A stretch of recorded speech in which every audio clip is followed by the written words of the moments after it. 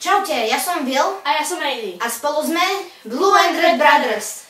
Určite ste si všimli, že toto je náš prvý vlog a tak sme vás chceli poinformovať, čo tu asi budeme robiť. Za prvé vlogy, pochopiteľne. Potom let's play na hry ako trebárs Minecraft, Amnesia, Sims 3 a veľa iných. Takže z toho vyplýva, že v prípade, že nás zasiahne asteroid, nezabudnite našim rodinám odkázať, že ich milujeme a máme ich radi. Inak žijeme v krásnej malej dedinke na úpetí Malých Karpát.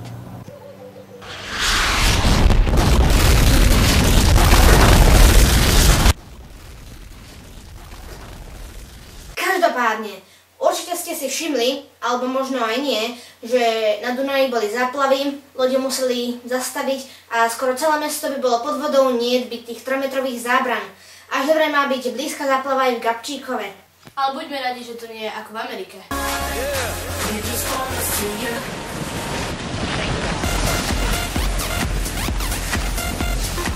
Pero, diga, ¿dónde se pušťal?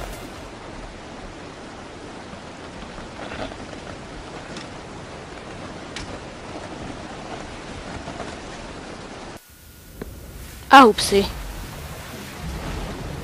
No a keď už sme pri tých prírodných katastrofách,